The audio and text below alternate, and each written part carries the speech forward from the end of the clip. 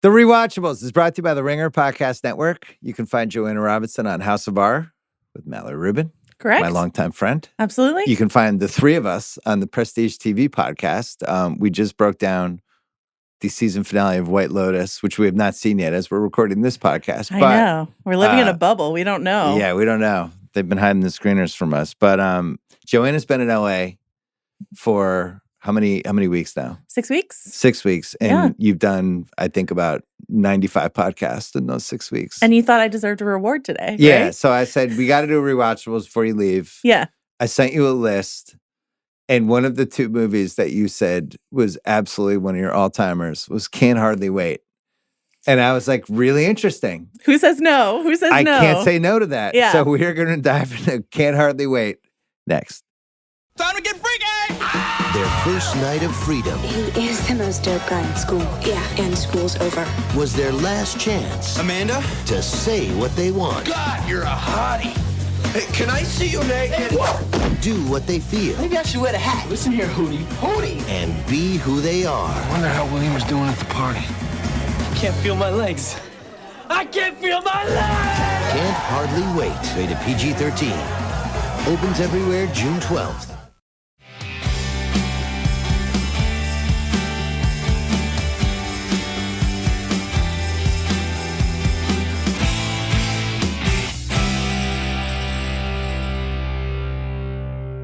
Here's why I was really intrigued when you wanted to do this. It's kind of less about Can't Hardly Wait, which I think has become like a pretty big cult movie over the last 20. I mean, we even wrote about it for The Ringer once upon a time. Great. The late 90s is such an interesting movie time. And where Can't Hardly Wait fits into that with just what was happening in Hollywood in general. And then the movie and what it was trying to do and how rewatchable it became when it wasn't. I don't think anyone thought, whoa, this is amazing when it came out. And then it just kind of kept going and going and going. Yeah. And I'm not sure that happens anymore because I just think this is a Netflix series now.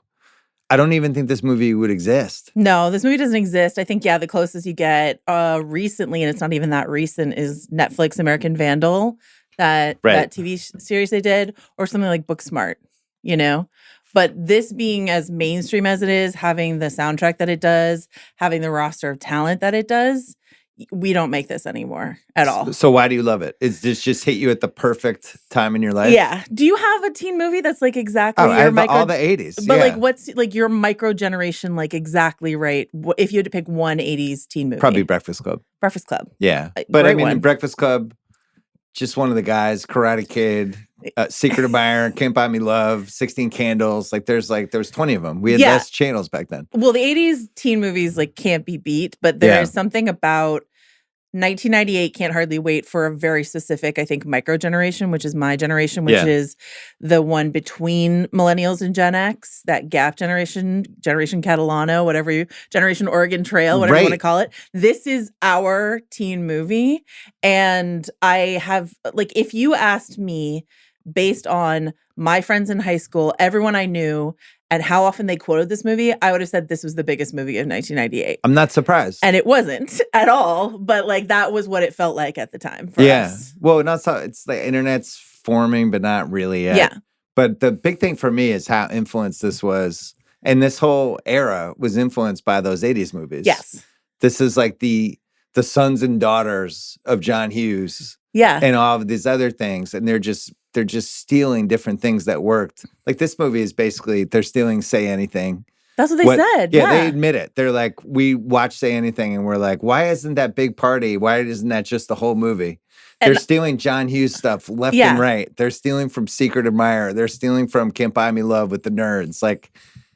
But it works. But making it just slightly tuned to the frequency of 1998. Yeah. But yeah, we're not reinventing the wheel with this movie at all. Except it's a weird bridge between those 80s movies, which were so about your social circles, right? You can't, unless you're like Lloyd Dobler, you can't move between social circles in the 80s unless you fall in love with someone and that's your way across to the popular kids or whatever it is. And then after this movie, into the aughts, when you get movies like 21 Jump Street or Booksmart, the message is less like, hey, you're in a clique and you belong there. And usually when you get to these like big party scenes, super bad or something like that, it's about how we're all just teenagers and friends together figuring it out. Right. And this is just right on the cusp of that when you get scenes between like the nerd and the jock at the end of the movie where they have this bonding moment. Like, it's not about, can I get the popular girl, though that is the spine of this movie, but it's about, we're all about to leave high school and none of this is going to mean anything anyway. Once we're gone, And also, I'm stuck in this role that I became in high school, and this is basically my last night to break out of it. Yeah, exactly. If I don't like where I've been pigeonholed or positioned, can I get out of it this way? And you mentioned the aughts, like American Pie comes basically right after this movie, and we just go from like we're down here to blowing up. And you watch this movie now, and they talk about it in some of the research, like.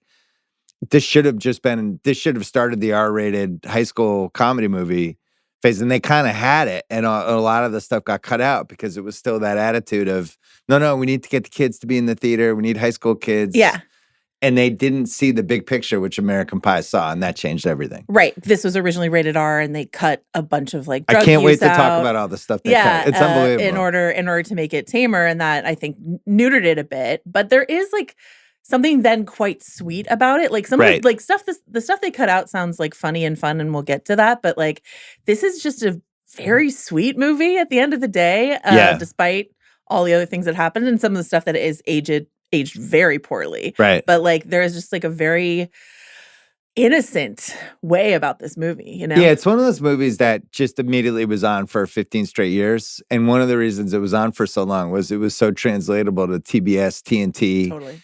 Any channel. They didn't really have a lot to cut. There's a couple of bad words. There's no nudity. There's nothing, people being drunk, but you're not really seeing them. Like, because they were so careful about the PG-13, it just immediately moved into this 15-year run. Yeah, exactly. And everyone I knew had it on DVD. This was like a huge DVD sale. I have this in my collection movie. It's funny because I was watching, I got nostalgic for that era.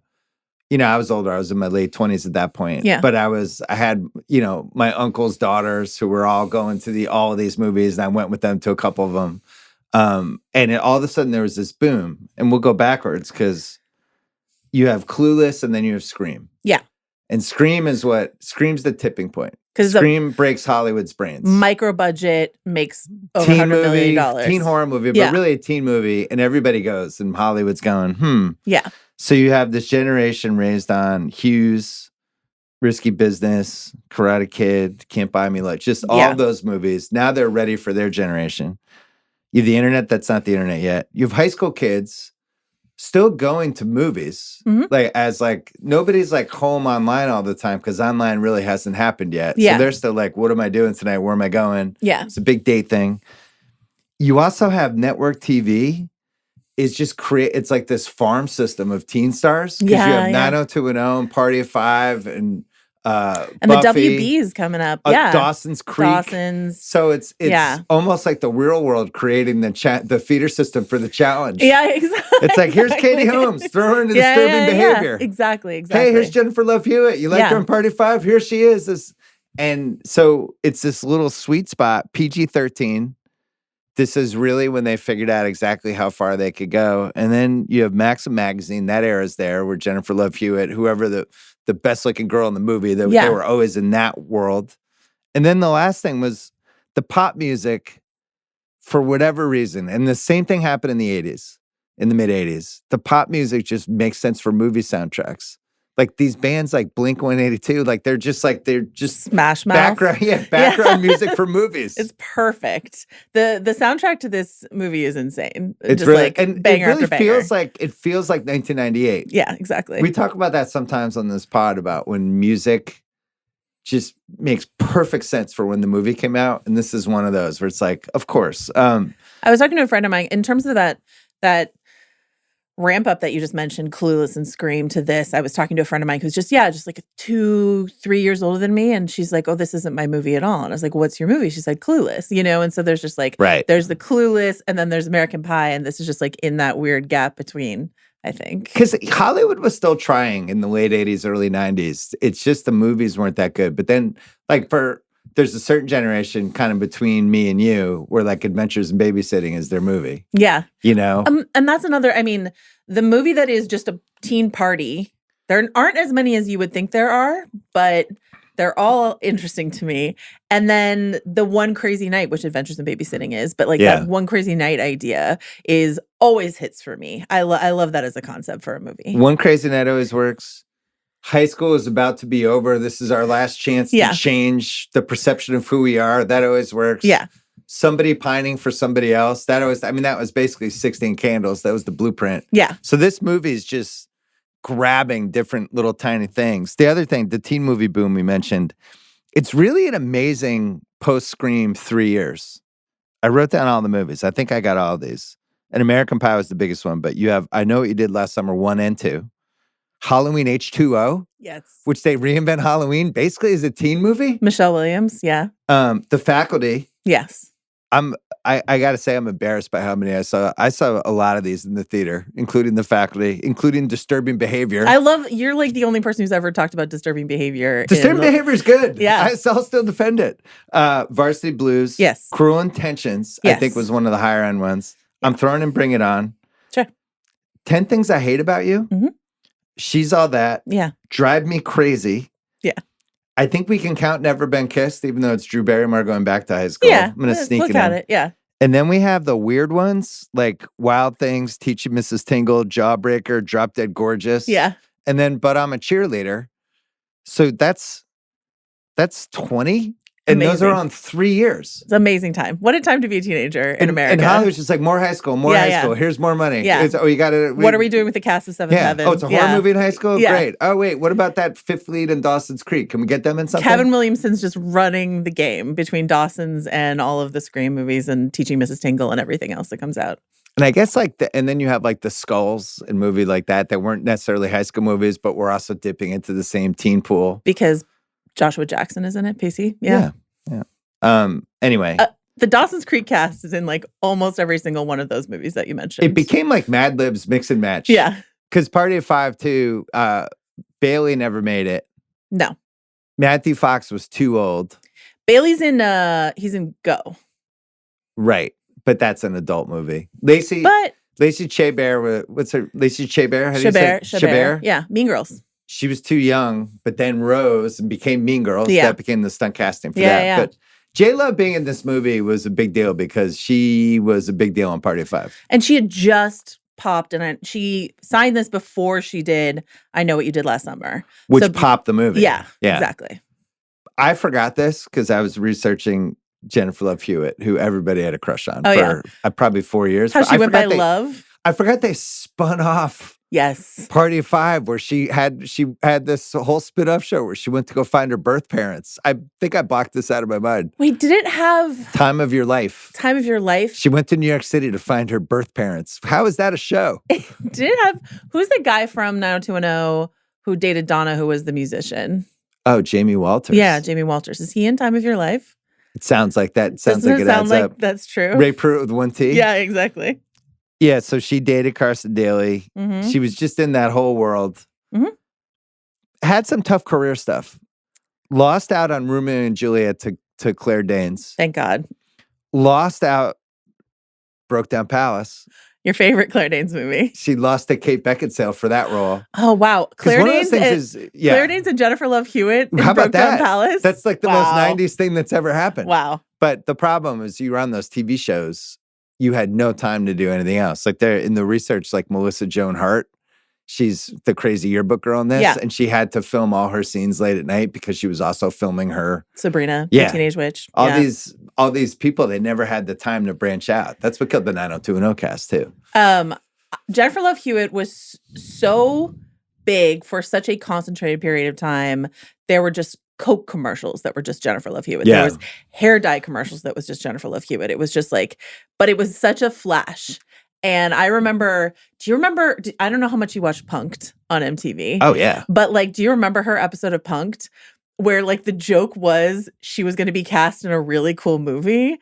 Like, it was like when her career was slightly waning, and they brought her into a casting office to talk to a producer. Oh, no. And they're like, here's this really cool prestige movie that we want to do. And they were trying to sort of freak her out by the premise of it. And at the end, it's one of the saddest punked reveals because she's like, oh, I'm not going to get to be in the cool movie, am I? And I was just like no. devastated. Well, the for Jennifer saddest one Love was Hewitt. Justin Timberlake. Because I think he started crying. He did cry. Jennifer Love Hewitt was interesting because she was really polarizing. Men liked her, and at least all the women I knew didn't like her. It made them mad that men liked her. Interesting. And so she became, and this happens sometimes. Like, didn't feel like a girl's girl to lightning rod. women. Yeah, you know, sometimes women are like, oh, she's so cute, I love her. And then other times they're like, you like her? Interesting. And she just moved into that world for some reason. But I would guys say liked her. She had something. I would say the reason, well, I mean, it's very clear what she has, but like, I would say out of the Party 5 cast, there's like Neve Campbell, who's like the girl's girl. Like the girls like Neve Campbell. And there's Jennifer Love Hewitt. Yes. Yeah, for the boys. Neve Campbell had a nice run too. She's another one. I mean, she started it with Scream. They filmed this in October 97. Co-writer director Harry Elfont said, suddenly every place was open for business for teen movies. Students realized the audience was underserved. We had one, tight budget, the whole thing. So the movie, they have the dorks and the hot girls, brainy cute guy, the girl, Lauren Ambrose's character, who's clearly going to be more successful than all these people down the road. Yeah. The queen bee with no identity. Different kids stuck to whatever their shtick was that they can't get out of. The captain of the football team who can see the finish line and his psychophant friends. Class dork finally having fun for the first time. But then they have all these other really fun kind of cliche characters that some of them they ended up having to cut out, but like the girl who shouldn't have had the party. Yes. And it's just going wrong. Like we all know her. The over-the-top yearbook girl, the nerds getting revenge, the stone guys with the watermelon, foreign exchange guy, the klepto, stone girl staring at a banana. Like they're just hitting all these archetypes. And I think it works. What's so fun about this movie is that I think there's like 6 or 7 characters who have actual names, and everyone else is like you have no idea who they are. It's like stoner guy, like in the cast list, it's like stoner guy, popular girl, klepto kid, like all of that. Yeah, sort what's of stuff. Sarah Rue? Like Knife Girl? Earth Girl. Earth Girl. Yeah, exactly. Easily could have been Knife Girl. But you also had the cast of it's about as 90s as it gets. Yeah. Seth Green, right around his apex. Ethan Embry. Well, I can't wait to talk about him. Peter Fasinelli, who ended up marrying Jenny Garth. Charlie Korsmo. I know. Complicated career. Hook. Yeah. What about Bob? Hook? Dick Tracy? Yeah, Dick Tracy. Stopped acting, went to MIT, came back for this in complicated circumstances, and then that's it. I don't think he acted really again. I still remember there was like a People magazine article of it was like the return of Charlie Korsmo. It was just sort of like, here he is. You remember him from Hook. Right. He's a teenager now. He's back. And then he was gone again. But he's great in this movie. Lauren Ambrose, who became the most successful actor of this the group. This is a 6 Feet Under prequel. Yeah. You got Freddie Rodriguez here. Eric Balfour's she's here. blowing people out of the water in all of her one-on-ones. Melissa Joan Hart, Jamie Presley's in here, Clea Duvall, and then we get crazy cameos: Jason Segel, Breckin Meyer, Donald Faison, Selma Blair, and Sarah Rue, to name 5. I love that you put Sarah Rue in that list. Jerry O'Connell. He'll be coming up later for Dion Waiters. Jenna Elfman. Yeah. Yeah. A lot of people in this. I mean, it's just like, you've got Seth Green out of Buffy. You've got Jenna Elfman out of Dharma and Greg. Like, the sort of like, this is TV, but make it a movie vibe is here. And I think what I loved when they talked about casting this film, they said they knew so many actors who played teenagers. They weren't all teenagers themselves. They were all in their 20s, but actors who could play teenagers. They knew so many of them who were out of work. And so they just had all of them come in and read. They threw all their headshots on the floor and were just sort of like picking and choosing. And if you didn't make the lead role, they just stuck you in one of these side roles and everyone said yes to it. Right. Deborah Kaplan was dating Breckin Meyer at the time. Co-director, yeah. Right. So he just like brought all his friends over. Seth Green's here, all that sort of stuff. And it's just like... And they all have other jobs. So it's like, I can do 2 days. Yeah, exactly. Or I can show up on Thursday night and play Stone Guy. Yeah, exactly. Yeah. I like that era. Seth Green, you mentioned. This is like one of the most late 90s things about this movie is the Seth Green character. Because I almost think 5 years later, it makes no sense. 5 years earlier, it makes no sense. But this was like a type of person for 5 years here, or for maybe like 3 years. Yeah. And he's really funny. So good. And I was ready to I went into it because I hadn't seen it in a couple of years being like, he probably didn't age that well. And I was like, no, he aged that. It's actually really funny. No, it's perfect because when Lauren Ambrose's character calls him out later for it and he drops like his black accent that he's adapted. And then when his friends drop the N-word in front of like actual black people later in the movie and they're just like, fuck, so like the movie knows exactly what it's doing, I think, with this character. I liked his Tupac for his yearbook quote. So good. He's got a love kit. Korsmo's great. And then the soundtrack we have to talk about. I'll just Third Eye Blind. Yeah. Smash Mouth. Yes. Blink-182. Parliament. Matthew Sweet, The Replacements, Sublime, 311. Some of these aren't on the soundtrack, but most of them are. Eve 6, G-Love. And then a bunch of stuff that's like a little bit nostalgic-y, like Tone Loc, Bust a Move. Like, yeah. Run DMC. Some of those, like Paradise City. Because it's been like 8 to 10 years since those songs hit, and they're kind of bringing them back. It's probably my favorite thing about the movie. And I don't even really love a lot of these songs, but it reminds me of 1998. Yeah, the use of Mandy, the Barry Manilow piece inside of this, the use of the Guns N' Roses song, Yazoo, Only You playing at the end. That's an 80s movie throwback track. So yeah, this movie knows like, hey, we're stealing. Not stealing. We're homage. We're stealing from the best. Homage borrowing. Yeah, exactly. And Dire Straits is great too. Oh yeah, the Romeo and Juliet drop. Yeah. So Harry Alphonse said, we should do a throwback to John Hughes. We talked a lot about Say Anything, specifically the party scene, and then we were like, what if that's the whole movie? And it was. When I read that, which I think was in the Ringer piece about this, it really clicked something in place to me. Because like if you think about that scene and Say Anything with like Lily Taylor singing about Joe. Joe lies. Joe lies. When he cries. You're just like dipping inside of all these different little groups inside of that party. Yeah. It's funny. Say Anything probably did it better.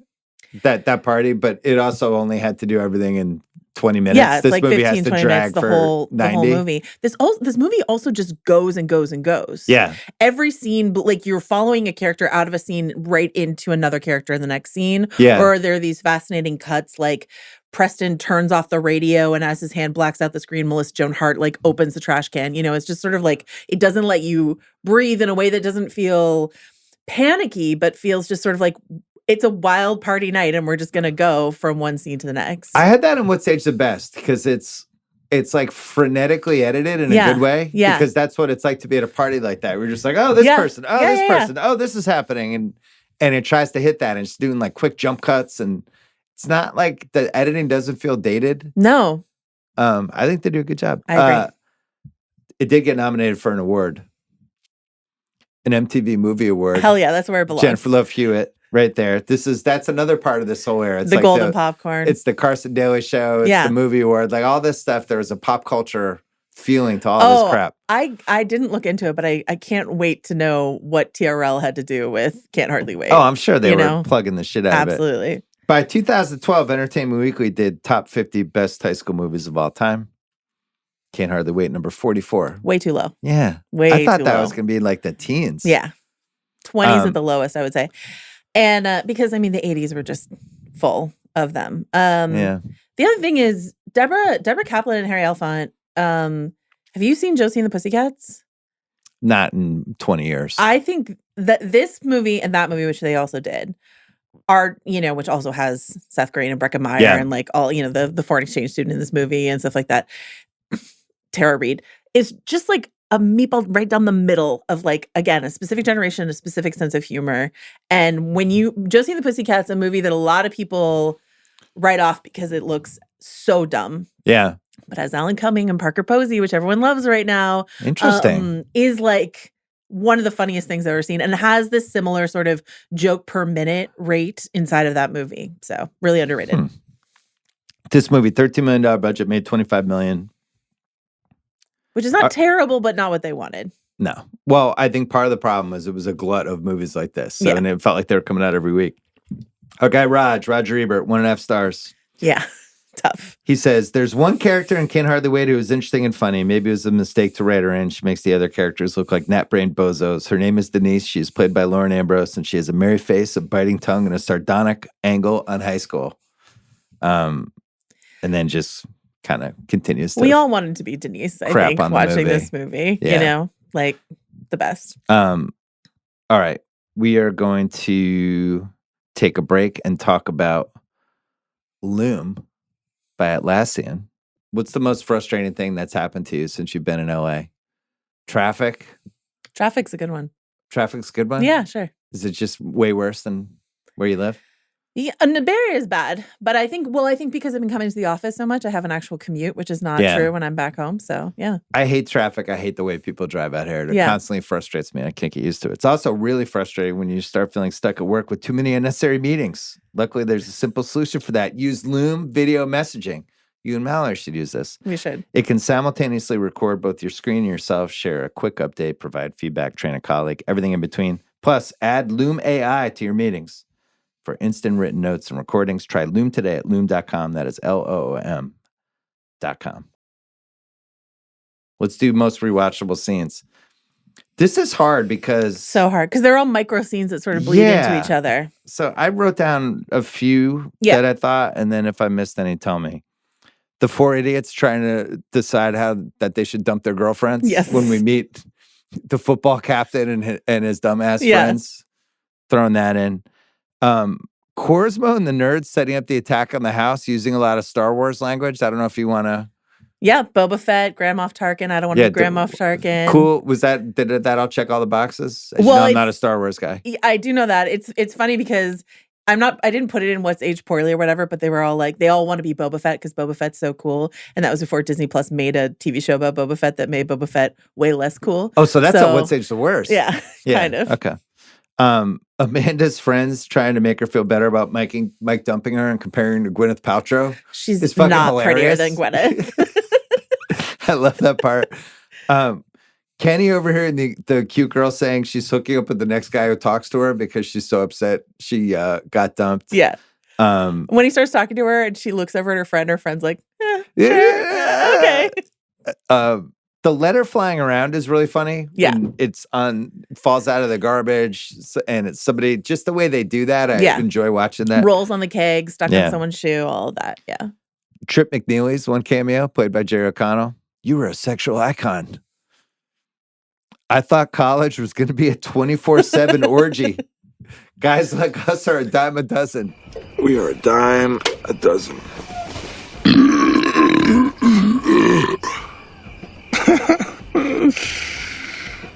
Speaking of which, you still with that Amanda chick?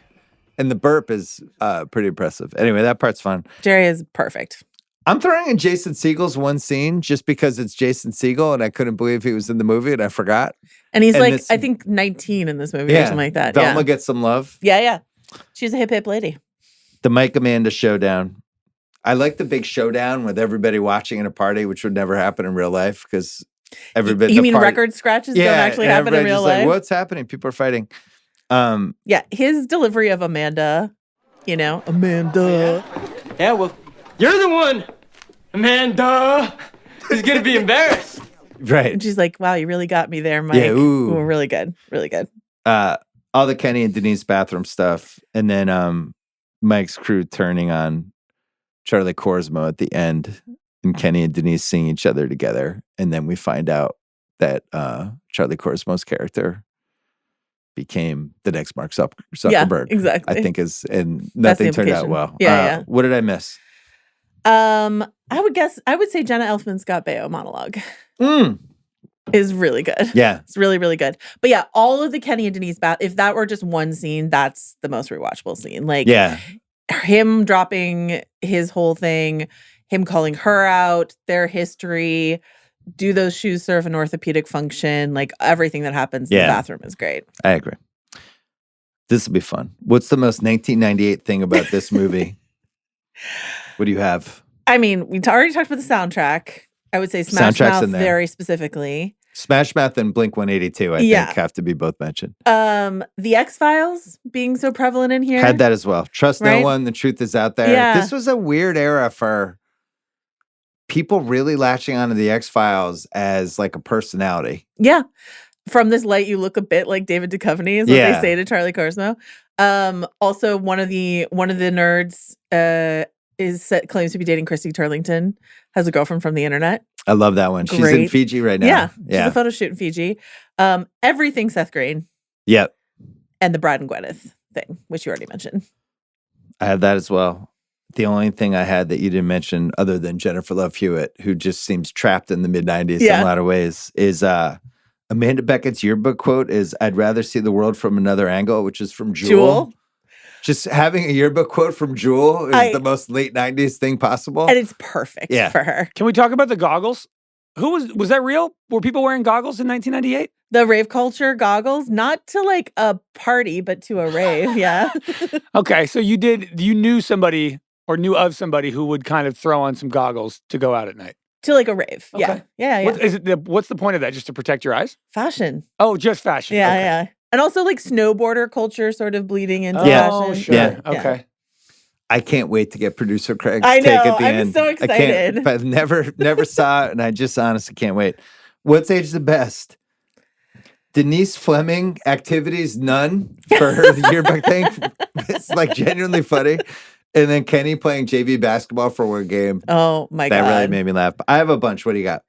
What's aged the best? I think this is overall a very like sex positive movie. And I also like that Kenny and Denise's sex is very bad. Like their first time is very bad. I think that's great.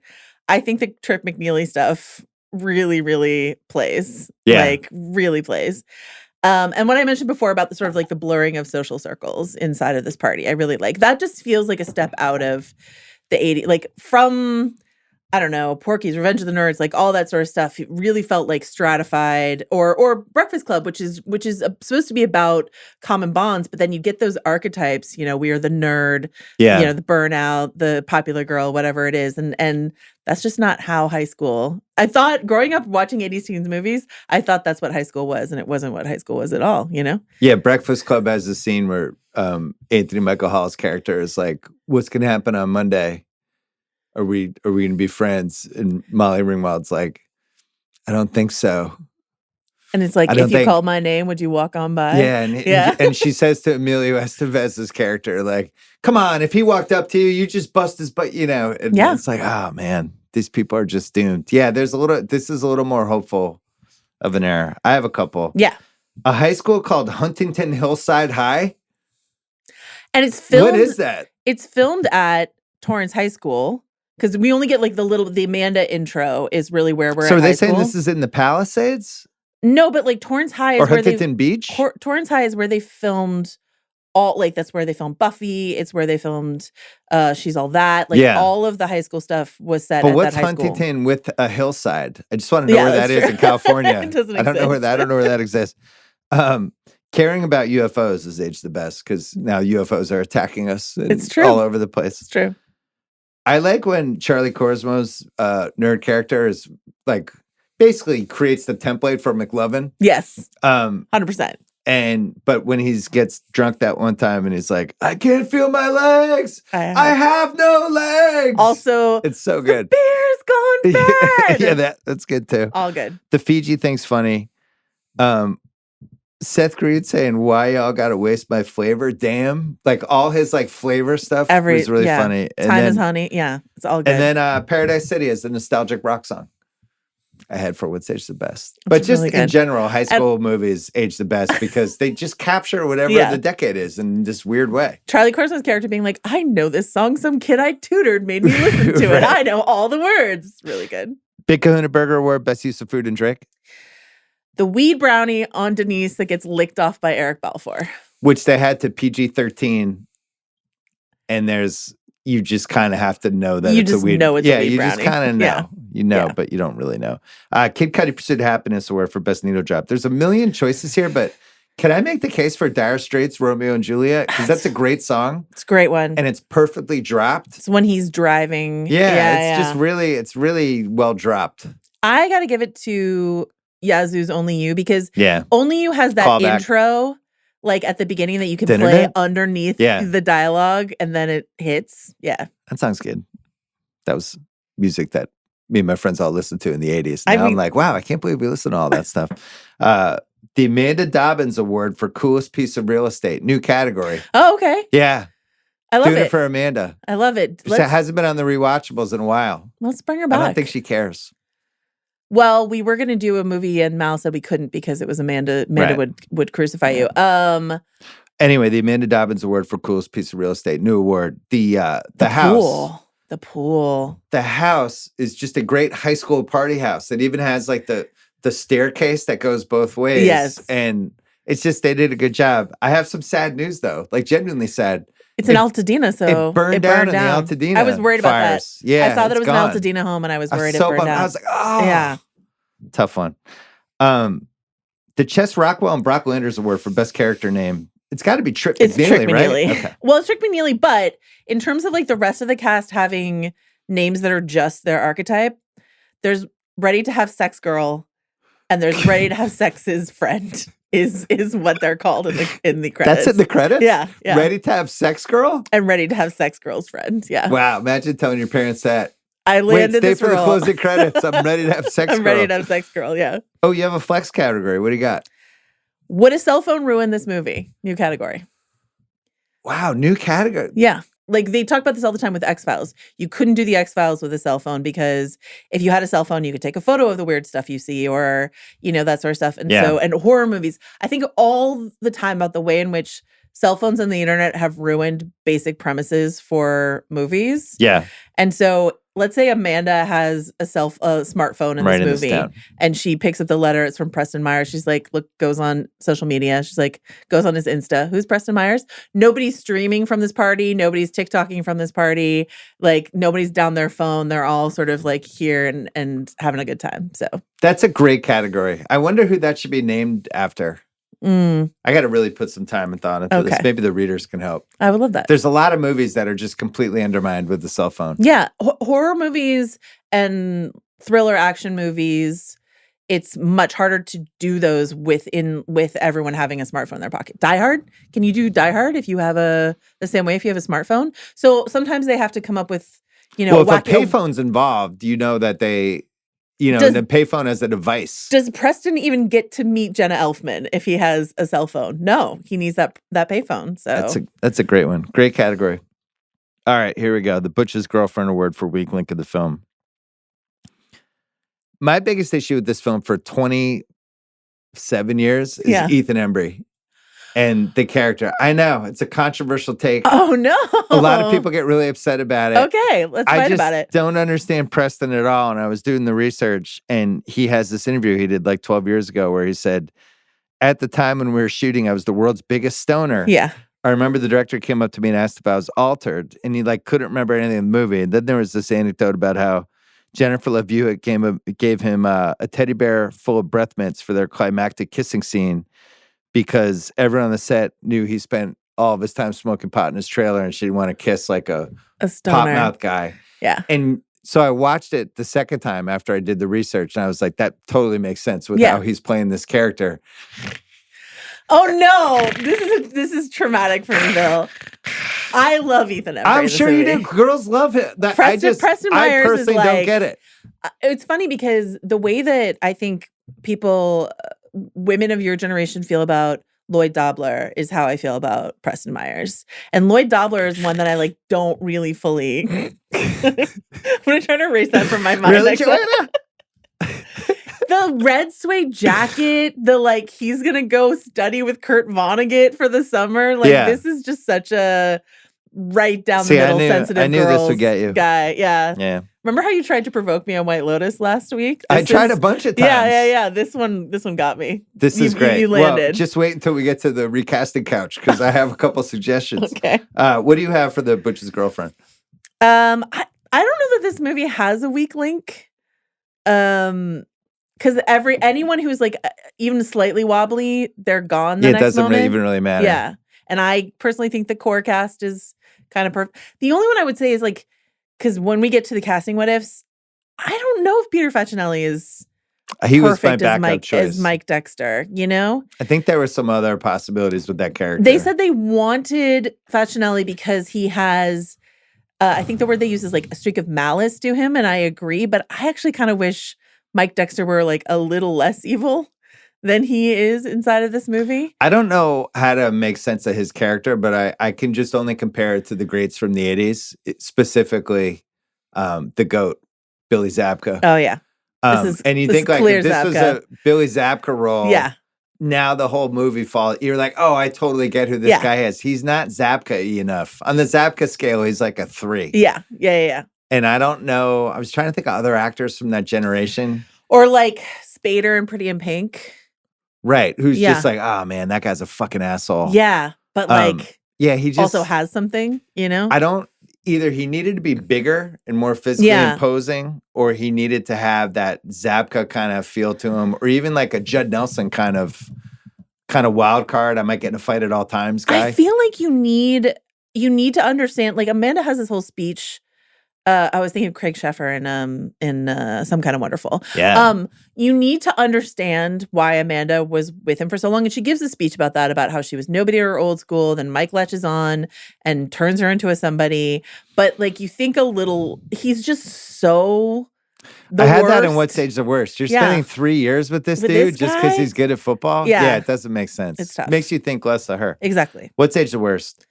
The gay sex trap. Or the F slur drop. Yeah, and there's some. Yeah. Late 90s. Yeah. Very Heathers. Having a crush on Scott Baio and telling a long monologue about it. This is before Twitter. This is before we knew what Scott Baio was capable of on Twitter. Even like go back and watch Charles in Charge or Happy Days and be like, wait, really? Scott Baio? Joni loves Chachi, Charles in Charge. Scott Baio meant something before he let us know who he was. How about the drummer of the band at the party saying to the lead singer that he looks like Lestat? Does anyone under 40 get that joke? The vampire. Well, they do now. Interview with the Vampire's back. Vampire Lestat. You're right. Okay. It's come back around. And then Breckin Meyer calls Donald Faison's character Hootie because he wants to wear a cowboy hat. It's great. All right. So the R rating that this movie didn't get. Here's some of the research.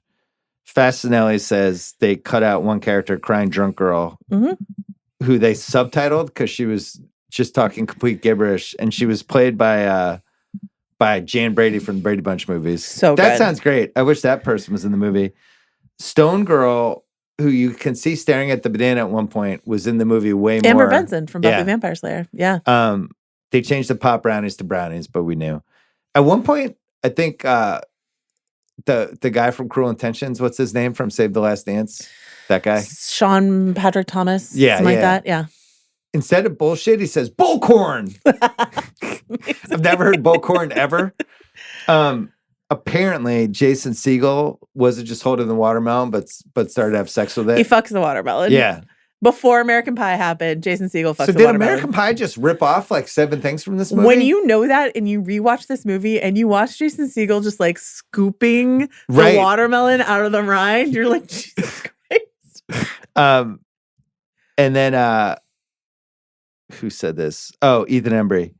Asked if he felt any anger when movies like American Pie and Superbad kicked off a wave of successful raunchy teen comedies. Embry replies, absolutely. Like, you fuckers. This is like the last, it's almost like a black and white TV before we get to color. Like, this movie's completely different if they make it 5 years later. Yeah, and he said that they also kind of neutered Empire Records as far as he's concerned. Yeah. And I'm like, I guess there's like suicide attempts in that movie. Like, there's stuff in that movie that I'm just like, what was the darker version of Empire Records? Wasn't with them on that one. The Van Lathan Award for did this movie need more black people? Just throwing it in. I bet he would say yes, because there's like 2 black people in it. There's 2 black characters who are like in the popular clique. Yeah. Right? The aforementioned Save the Last Dance star, Sean Patrick Thomas. I don't think you brought him up from Cruel Intentions. That's a great one. Donald Faison is here. There's like reminiscing. Donald Faison. All right. There's reminiscing guy. Like, remember that time that we did this, that, and the other thing? I think if you can count them on one hand, though, then there aren't enough. Yeah. Just shouting out Van. I think also when you having Kenny and his friends in this movie, it would be great if we had a more substantial black character who was like, what the fuck? Yeah, exactly. The Ruffalo Hannah Rubinek Partridge Overacting Award. I have my pick, but you go. Sarah Rue, Earth Girl. Your sheep, all of you, bah? No? You love it? I loved it. Okay. I'm going back to Preston. You're going back to Embry. Mandy, shirt for Amanda. That's my side. This is tough. This is tough for me. That's my side. Do you like Ethan Embry in like Empire Records or That Thing You Do? Like, have you liked him in other things? He's okay. I do not think Sweet he was Home the right Alabama? choice for Preston. Okay. Can't wait to give you my alternatives. Okay. The CR thinks Luke Wilson could have been Harrison Ford Hottest Take Award. What do you got? Preston and Amanda should not wind up together at the end of this movie. Like, who does Amanda end up with? Herself. She should Trip Kelly. McNeely? She should Kelly choose herself.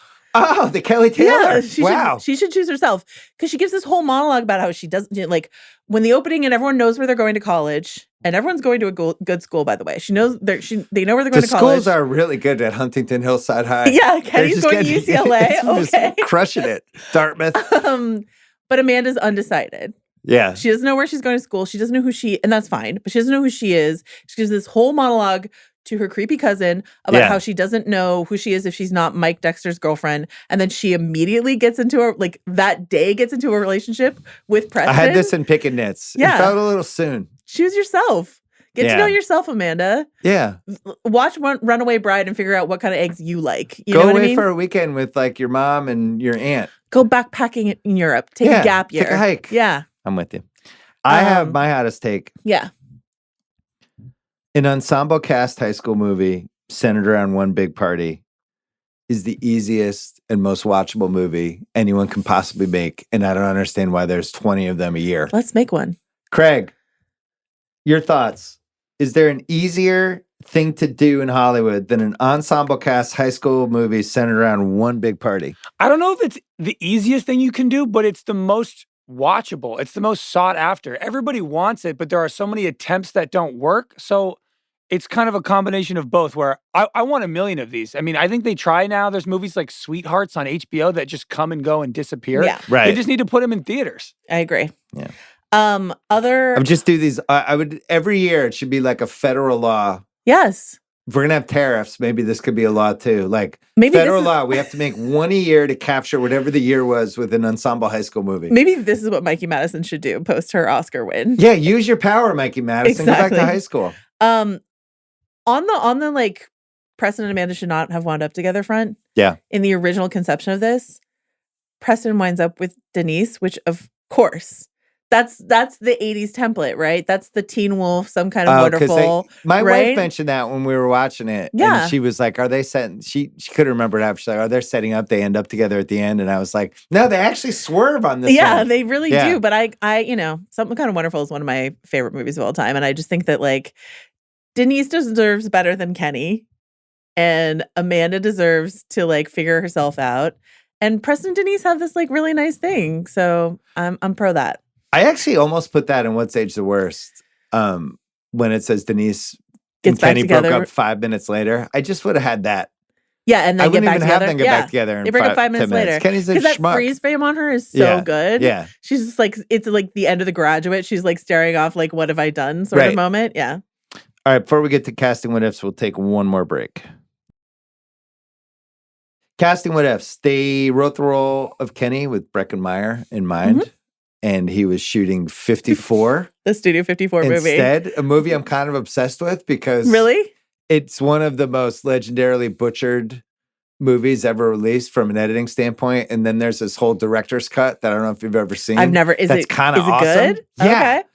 It is like the biggest disparity between what a movie that was actually released where you're like, this movie's incoherent. Yeah. What's happening? And then the director's cut, it's like, oh, these three actually ended up in like some weird threesome kind of relationship and got caught up in like it fills in a lot of blanks. I believe you. I'm going to watch the director's cut of Watch Studio the director's 54. cut. Hard to find. Okay. Anyway, he took a small role in as the lead singer of Love Burger.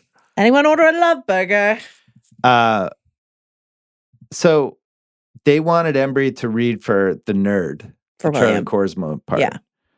And Embry insisted. I said no. I know I'm not your typical leading man type, but I thought this movie was better suited if they didn't cast that guy. And they said, okay. Big mistake. Women agree. Women love Preston. Men love Jennifer Love Hewitt. That's fine. Women love We're Preston just going to Myers. agree to disagree. Here, Kaplan said they were looking very closely at James Marsden for Mike Dexter, but Fasinelli had a hint of danger that he didn't. Marsden would have been great. Marsden, everybody's been in on Marsden, and he's finally had his moment, and it took... You feel like Jury Duty is the moment? Jury Duty, I think this Hulu show. Yeah. I think Marsden's like, it's finally all happened. He's coming back to the X-Men. Took him 2 decades. Yeah. Everyone likes Marsden. What's that Katherine Heigl movie? 27 Dresses. He's great in that. I had to listen. He's great in Enchanted. I had to listen once to my wife and Juliet Littman have like an 18-minute James Marsden conversation while I was like pouring gasoline on myself. He never Hairspray. He never misses. Marsden never misses. Gotta say, met him and talked to him at an Oscars party, and just a handsome guy. And like a nice guy. It's a nice, and just nice, like really handsome talented. guy. Yeah. And doesn't seem like he has a lot of problems in life. They wanted Alicia Witt for the Lauren Ambrose role. That's an interesting one. It's a great one. It's a good she's another one that I feel like, and she's had some good roles over the year, but I thought she was so good in that Sopranos episode. Oh, you didn't see it. It made me wonder. I feel like there was more there career-wise for her. Oh, definitely. She basically played this Denise character on the show Sybil. Like she played Sybil Shepherd's daughter, and she was basically doing exactly this down to like the red hair. And so I feel like they just wanted her to do that. She would have been great. What was that movie with her? Urban Legend, the high school movie? Urban Legend. No, another thing with Alicia Witt. Sean Fennessy, card-carrying Alicia Witt, he loves fan a club redhead. member. That's like that's a Mount Rushmore for him. Yeah. 2 weeks Hope notice. I'm not talking out of school. She's in Dune. Yep. She's been around. She's in a season of Justified, which is not the best season of Justified, but that's not her fault. Her Sopranos episode is really great. So they cast somebody else for the nerd role of William that Cosmo ended up doing, and it was this actor named Adam Hanbird, who had been in Little Man Tate, and he just didn't fit, and they had to fire him. I think they said he in. looked like too young. He's 15 years old, and he just looked like a baby. And they just couldn't. They couldn't land the plane on it. So Are you a Little Man Tate? Have you? I'm not. I loved that movie, and this is a real moment for me. But not only Alicia Witt for Denise, but also Reese Witherspoon and Christina Ricci. Did you believe that? I feel You like don't Reese believe that? Witherspoon was too famous at that point. Yeah, she was like leading Pleasantville, and she was in wasn't Fear at that point. Fear. I think she was too famous to be in this movie. But I think she's she was only like, the Jennifer Love Hewitt character if she's in this. But she was also doing she was kind of doing edgy at this time. That was, like she did Freeway. Like she was trying to do edge. And so I feel like, I don't know. I understand what you're saying. It's just. She's like Cruel Intentions like a year later. I don't know. She's like you put her on the front of the poster. So I think unless it's the Jennifer Love Hewitt role, I don't see it. Yeah, she did Fear and Freeway in 96. And then she doesn't have anything in 97. Overnight Delivery. Pleasantville's 98. Yeah. Overnight Delivery in 98, which is her and Paul Rudd. I don't know if you've seen that. That's like a. You don't know if I've seen that. Who are you talking to? But like that movie's good. It is good. But she's doing Edge. She liked to do Edge for a little while, and then she got into Pleasantville and Cruel Intentions and sort of like the good girl thing. The Best That Guy award category is one of the best ever. Because here's 3 nominees, and you might have more. The guy who paid Dirk Diggler to jerk off in front of the church. He's Mike Dexter, one of his friends. Okay. Oh, yeah. Yeah. Oh, my God. There's one. Yes. Poppy from Seinfeld as the cop. Yes. And then Tara from 90210, who became obsessed with Kayla Taylor and became single wave female. She's in this, too, as one of the high school kids. That is the all-time big 3. That's it. Dirk Diggler, 90210, and Seinfeld. I'm in. That's your retiring, trifecta. Craig. I would say Amber Benson from Buffy Vampire Slayer being in here is like another a big good one. I don't know who that. I didn't know who Amber Benson. Yeah. I didn't know what her name was. Tara. Yeah, from Buffy. So you're a big Buffy person? Yeah. Because in 90210 one year they had Brandon's girlfriend who went on to play Anya. Who went on Buffy. Yeah. And that was the best Brandon girlfriend. That was the one he should have ended up with. But I think she left to do Buffy. She's great on Buffy. I can't remember what her name was, but she was like the editor of the newspaper. Yeah. She wrote the big abortion story that it turned out she was the one that had the abortion. Big swerve at the end. Yeah, she's amazing. Buffy was like that was another farm factory for these movies. Yeah. You got Seth Green, Sarah Michelle Gellar showing up in things, Allison Hannigan in American Pie. Right. Yeah, the WB was just Farm full of it. system. Yeah. Dion Waiters Award. You mentioned Melissa Joan Hart. I think she's eligible. Sarah Rue, Jenna Elfman, and Jerry O'Connell, I think, and Jason Segel. Can I make the case for Klepto Kid? Klepto Kid's a great one. Who has no, and he's one of those guys. I think he shows up in American Pie too. Like I think Klepto Kid's just continually just showing up and stealing something, and I think he's my favorite. He's really funny. He steals the gumball machine at the end. Brian Klugman, who plays Stoner guy, who's not Jason Segel, with the curly hair. Yeah. He's the one who's got the Velma from Scooby-Doo line. Yeah. He's the one who says Preston wears t-shirts sometimes. That's a good one. He says Prestone. Like, I love him. He shows up with a dinosaur throughout the whole movie. I really like him. All right. Recasting couch director city. Okay. I do have a Preston candidate here. Freddie Prinze Jr. Oh, another one that the women like that the guys never totally because got. like Freddie, and she's all that. Like he was often cast in the the popular kid role, the jock role. But I think he would have really thrived in this sort of sensitive kid role. I think this would have been a good moment for him. Yeah. I have two options for you. Okay. Marsden for Mike Dexter. Marsden for Preston. Marsden for Preston. Yeah. You nerd him up a little bit, but I feel like I'm way more believing that she's going to be just immediately smitten by Marsden. And maybe Marsden changes his hair maybe he's got some weird hairdo until the last day of high school. Or is he too handsome? The thing about Preston is she rejects him when she just thinks he's a rando, and it's only because he wrote that So nobody letter. rejects Marsden? No one says no to Okay. Marsden. Well, here's my other idea. No one puts Marsden in a corner. Jason Segel and Ethan Embry just switch parts. Okay, because he's already stoned. He's ready to fuck a watermelon. Yeah, he's already watermelon fuck road. Yeah. And then we get Jason Segel, first movie ever, age 19. He's tall and skinny and gawky, but he's cool. And from what we know from him over the next 10 years, could have pulled it off. This is similar to his role in Freaks and Geeks. I think he really could have done it. Yeah. All right, so I got you on board. You got me. Craig has a choice. Flex category. I made up a new category.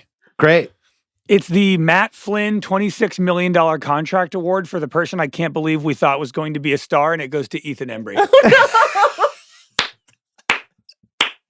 Yes. I needed another woman on this podcast. Guys don't get it. No, Girls I don't get it. I don't get it. I don't get the whole cast. I don't really understand. But Craig, what do you mean? Oh my you don't God. get it? He's fucking Shaggy from Scooby-Doo for 90 minutes. Nightmare. Shaggy. That's great. So what's that category called? It's the Matt Flynn $26 million contract award for the person I can't believe we thought was a star. So Matt Flynn was this guy who was a backup QB in the Packers. And he played 2 games at the end of a season and did well in the 2 games. And he threw 5 touchdowns in 1 game, and everybody freaked out. So it was the last game of the year. It didn't really mean anything. Seattle freaked out, gave him this huge contract, and then he wasn't good. And that's who Craig compared Ethan Embry to. Your guy. That's a great category.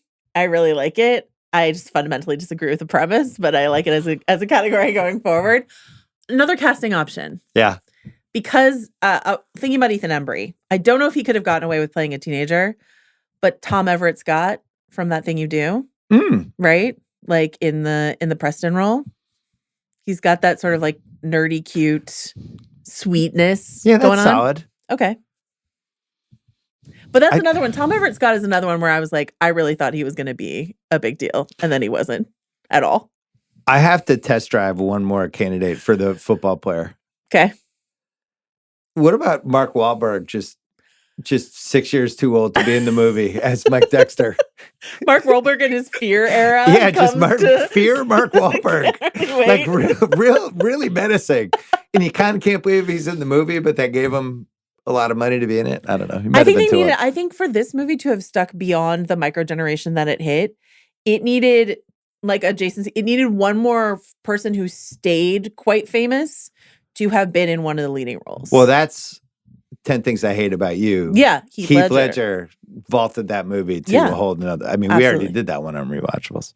Half-Assed Research, we mentioned Melissa Joan Hart, who was filming Sabrina at the same time and took B12 vitamins to stay energized during the all-night shoots. B12 vitamins? Yeah. I'm gonna wonder what that really was. And then apparently when they finished filming in the place, they allowed the whole cast to destroy the house for one last scene, and they spent an hour destroying the house. Because the interior was a set.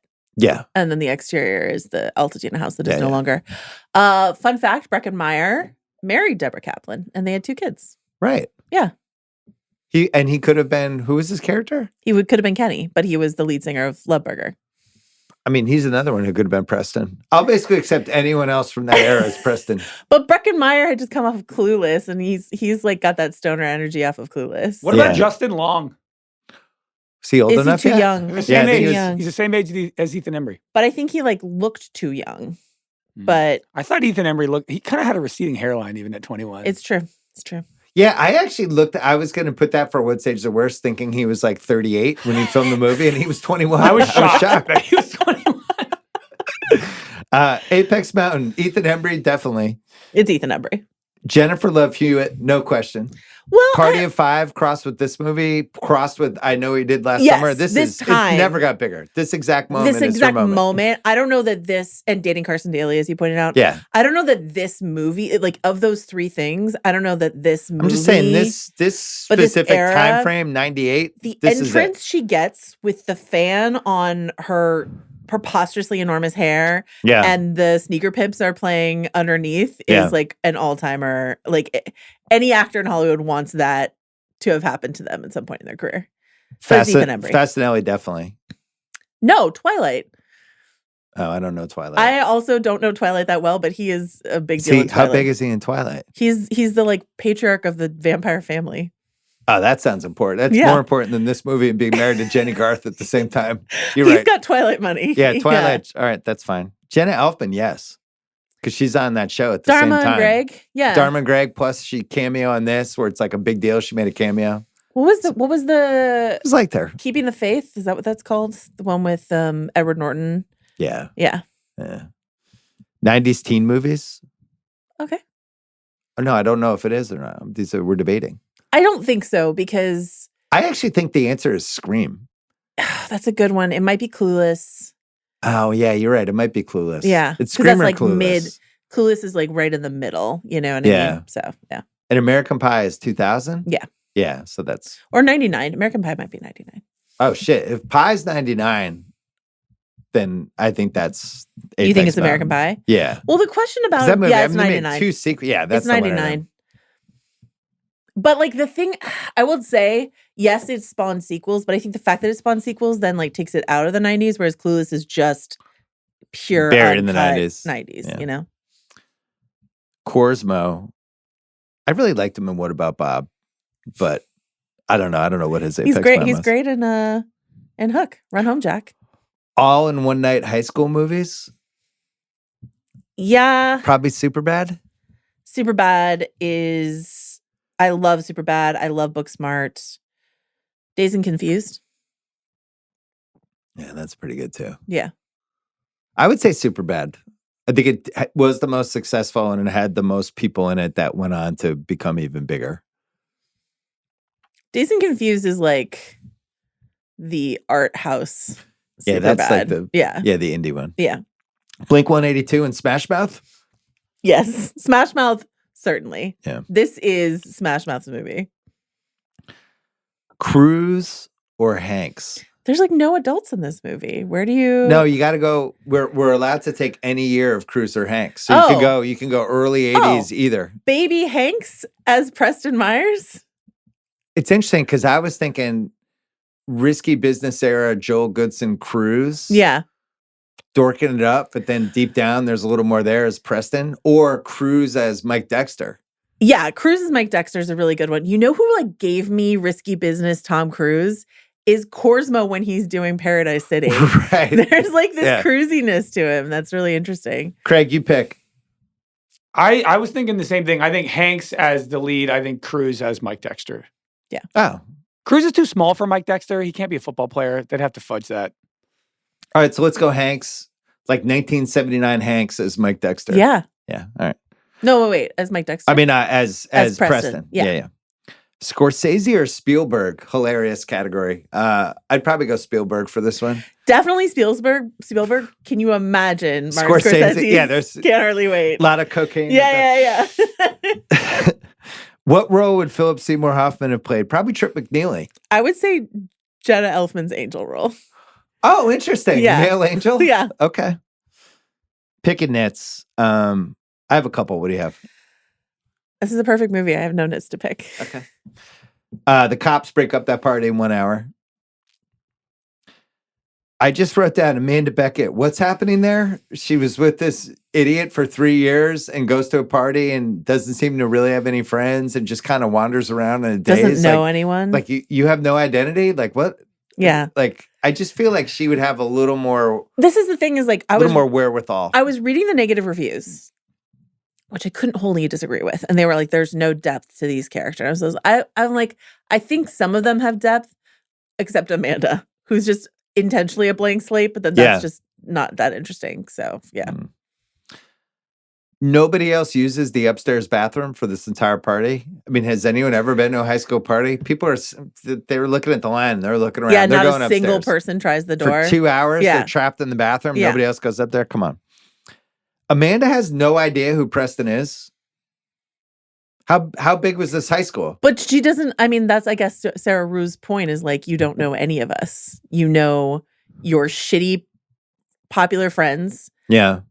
Absolute iconic Jamie Presley performance in this movie, by the way. We should have mentioned her in What Stage the Best. She's great in this. Always loved her. And so she just hung out with like those 4 dudes and those 3 girls, and that was it. Never saw and anyone her else. cousin. Yeah. And had no other friends, then yeah.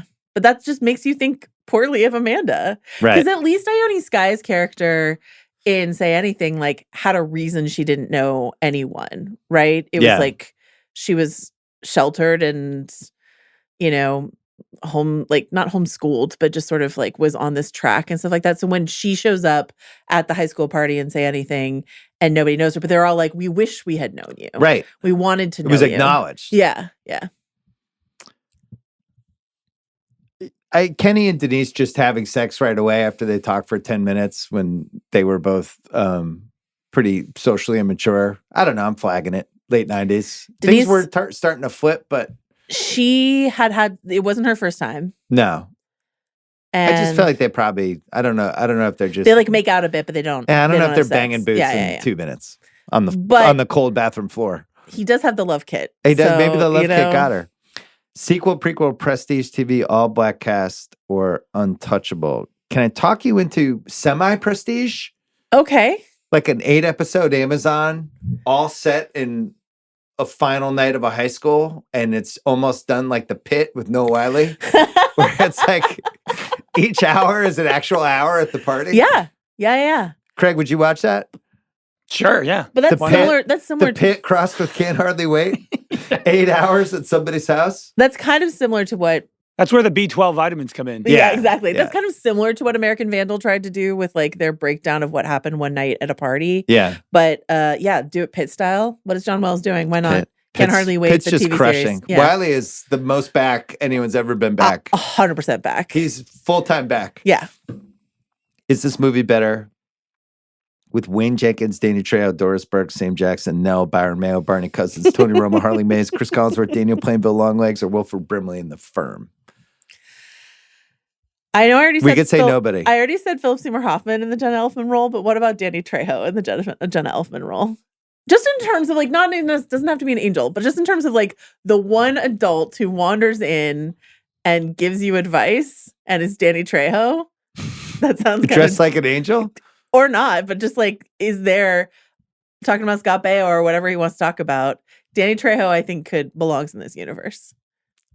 Can I offer you Sam Jackson as the cop? Yeah. Instead of Poppy from Seinfeld, Sure. Sam Jackson comes in and just Sam Jacksons it up for like 6 minutes, Absolutely. and then they just give him $1 million. While Blink 182 plays in the What background. the fuck is going on at this party? You guys are crazy. Just one Oscar who gets it. I'm going to unfortunately say nobody for this one, which we rarely have a nobody. But no, you have to do it. That's the rule. You have to do an Oscar. I have one. Okay. I have 2. Best editing. Best editing. That's good. Good answer. Mark Bridges, who's the costume designer, who went on to win an Oscar for The Phantom Thread. There you go. That sounds great. I mean, Kenny's goggles, everything Kenny, everything 90s. What the popular girls are wearing, they're like bra and costume design. Yeah. And the nominees are Can't Hardly Wait. Can't Hardly Wait. Yeah. Sense and Sensibility. Probably unanswerable questions. I don't really have any other than this one. The 5-year reunion sequel was sitting right there in 2003. And all these people were still relatively famous enough. And American Pie. But they could have made it way more raunchy. And 5-year, same thing, one night. We catch up. At that point, the movie had kind of taken off as a cult movie. Oh my it's God. sitting right there. Great call. I don't know why they did it. They could also do the 30-year reunion movie, but I'm not sure people would be as excited about that one. But they might, because it would be like, what are these people doing now? And it would be exciting to see them. We don't see Breckenmeyer that often. Do you know what I mean? It would be fun to see him. Donald Faison is making a lot of telephone commercials and has a podcast, but like it would maybe be nice Amanda has a personality by then. maybe she's grown a personality. Yeah. You have any unanswerables? No. Okay. There's a one-day award for what happened the next day. I have Preston and Amanda dated for 2 years, and then she immediately started dating the soccer captain of whatever school she was going to and dumped him. I think it's a 2-year romance. That, or he met someone at his college who actually had a personality. Who actually could have a conversation. And when he's like, I'm going to do a summer internship with Kurt Vonnegut. And she's like, great. That's great for you. But he meets someone at his college who like has read a Kurt Vonnegut book. Who actually has read Kurt Vonnegut. Yeah. That's smart. What piece of memorabilia would you want from this movie or not want? This is easy for me. The goggles? No, it's the Love Burger shirt from the band. Oh, that's a great one. Yeah. I wrote down the love kit, but then the yearbook would be kind of funny to have because people signed it. Yeah. The goggles are pretty good. I would give those to Craig because he was obviously fascinated by those. Craig definitely gets the goggles. The Coach Finstock Award for Best Life Lesson. Fate only takes you so far. That's beautiful. I actually really learned something about life in this. Here's mine. Always wear shoes in the dorm shower. Right. You don't want to get warts. No. Yeah. There was a kid in my dorm freshman year who got like something really gnarly happened to his foot in the dorm shower. And I was like, you clearly didn't see Can't Hardly Wait. Right. But if you had, you would have known. You always got to wear shower shoes in the dorm shower. Shower shoes are important. Best double feature choice. What do you have? Superbad. So I had 16 Candles. Interesting. Maybe it's a triple feature. Generational thing. 16 so it'd be 16 Candles, Can't Hardly Wait. Yeah. Superbad. And then Booksmart. Yeah. And that's like 4 generations of all in one night movies. Maybe you throw in Say Anything for a quintuple header. I love it. Sounds great. Who won the movie? This is hard. The 90s? Did the 90s win the movie? Does it have to be a person? Can be whatever you want. It can be whatever I want. I would say for the time, in terms of like stock and recognizability out of the movie and all that sort of stuff, might be Seth Green. This was like a big Seth Green moment. So I had it narrowed down to Ethan Embry because there's just no way he was ever going to lead another movie after this. So he gets to at least point to like, hey, that time I led a movie. Tough. Seth Green, who's just having an incredible run here. Yeah. Did we mention him in Apex Mountain? No. I might have forgotten to put him in there because he has Austin Powers. Yes. He's Scott Evil. He Buffy. has this. He's on Buffy. He's just all over the place, and it feels like he's everybody likes Seth Green. He had a really high approval rating. And then he does Robot Chicken. You know, this wasn't his first high school movie. I can do this. Airborne. I don't know if you're gonna get it. Airborne. Does that not count? Not what I'm thinking. My Stepmother's an Alien. Is he in high school? Can't Buy Me Love. Oh, Can't Buy Me Love. He's Chucky, the little annoying brother who keeps he's Patrick Dempsey's brother. Have you seen Airborne though? The rollerblading movie? I don't know if I saw Airborne. Oh. Yeah? Oh. Okay. You should watch Airborne. Young Jack Black's in that movie. Really? Young Seth Green's in that movie. Lana Eubanks in that movie. It's about a California surfer bro who moves to like Minneapolis or something like that. It's like snowing all the time. And he discovers rollerblading, and that's how they all like bond together. The hockey kids and the California kid. I missed out on all the roller skating, rollerblading, skateboarding movies. All of them. I haven't seen any of them. Glean the Cube. None of them. Wow. Okay. None of them. For who won the movie, I think you could say Lauren Ambrose. Because she had the best career after, and it's so cool to see her in this movie now. She gets 6 Feet Under sort of off the back of this. Yeah. And you see the seeds of all of it. And she's had a really good career. I mean, in the moment, it felt like Jennifer Love Hewitt won the movie. But as you said, like her characters doesn't really have a lot going on. But I think this cemented something for her moment. Yeah. But it didn't carry her beyond this. I like your Seth Green call. Yeah, I think that's it's the right Seth Green. Yeah. call. He's the most quotable. So everyone was just like always running around dropping Kenny Special K quotes. All right. I'm nervous. Craig Horlbeck, our producer, never seen this movie. I genuinely can't wait because I bet I feel like I know. You can't hardly wait. I can't hardly wait. Look, I'll be kind. The bar is just high for high school comedies. The bar is really high. And this is like watching Bob Pettit. And you're like, I get it maybe in the moment. I don't know if it holds up. You know what I mean? It kind of feels like Bob Pettit. He's the 1950s basketball player. It just feels like you ran, if you asked ChatGPT, like, write me Say Anything in 3 minutes, and it cranked out Can't Hardly Wait. It's tough because it like has the look of American Pie, but it has like the feel and the earnestness of like a Say Anything. And I think for my generation, or the earnestness, high school comedy died before I came around. Like by the time I showed up, it was like super bad and all that stuff. So kind of going back to this, like the hopeless romantic shtick, it was tough. It was tough. And it's in the lack of star power in the cast was shocking. And Sean, I was talking to Sean this weekend about it, and he was like, oh yeah, Ethan Embry, like people thought he was a thing for like 2 years. And everybody in this movie, they were like, they thought everybody was going to go on and have like a real career. Yeah. And so going back now, I was shocked at the casting of this film. That was one of the reasons I was so excited to do it. Because it's like this time capsule that you can't really explain 27 years later. It's incredible, like mid-tier of success where like I can name check every single person in this movie, but Craig, who just like is, you know, like a decade younger than me or whatever, is just sort of like that guy, like they were never a thing. And also, this is sort of exactly what I expected, Craig, because it's just like, it really is a you had to be there movie. Yeah, totally. Yeah. You definitely had to be there. And I didn't expect, I was like, Craig's not going to like this at all. No, I know. It's laid on thick, you know, all the archetypes are laid on pretty thick. I do think there are like storylines that I like. I think the nerd kid getting drunk was funny. That worked for me. Yeah. And I thought the best part of the movie, you didn't really talk about it, the Jerry O'Connell scene I think is legitimately good. Yeah. And that could have been the sequel or just exploring the theme of peaking in high school or the guy who was awesome going to college and realizing that he's a loser and coming back. I thought that interaction between the two of them was like, you know, the ghost of Christmas past coming back and telling you like what your future is like. I thought it was pretty good. It was like you know, Mike Dexter was looking at his future on the bench. I thought that was good. So you want the Mike Dexter burns out in college. Yeah. Yeah. I want Mike Dexter going to college with Jerry O'Connell. Yeah. But you know what, Craig, everything he just laid out is one of the reasons I like this movie is because the late 90s had no interest in really exploring anything. No. They just wanted, they cared about, is there a good soundtrack? Did we get enough young stars?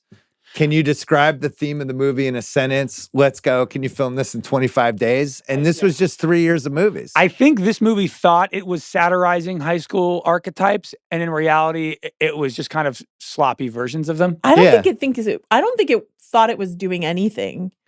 I think genuinely, and I don't see that as a negative. I think it was just sort of like, to your point, we have $2 to rub together, and we know a bunch of young people who are out of work. And we want to stake our claim as directors because this writing duo had never directed anything before. Yeah. And so they're like, what's the lowest stake thing that we can put together? And is funny throughout, which it is. And so and part of this era, they just shamelessly ripped off movies that had already happened. Yeah. You know, like what was the movie, the Freddie Prinze movie where the girl she's all that. It's basically Secret Admirer, not Secret Admirer, Can't Buy Me Love, yes. just 100%. redone. Or you'd have movies like The Faculty where they were just like, do you have the script yet? The Faculty's evil. That's all we got. But we got to shoot 3 weeks from now. And we have a couple people on board already. Nick Stahl's in. Yeah. Let's go. We've got Elijah for like 1 month. So let's just start filming and we'll figure out the script. Yeah. And that's just kind of how they did it back then. People were dumber back then, Craig. I don't know what to tell you. Too much B12. I don't know. Yeah. That was producer Craig Horlbeck. thanks to Gahao as well, behind the scenes. Thank you. Thanks to Joanna for spending so much time in LA with us. I genuinely consider this a a gift to me. Thank you so much, Bill. You can watch this on the Ringer Movies YouTube page as well, and we will see you next week. You have to watch it because you have to see Bill's impression of Ethan Embry with your own two eyes. Maybe I'll bring in Ethan Embry for the future for the is this movie better off with Sam Jackson, that whole category. Ethan Embry can be in it. Thanks, Joanna. Thanks.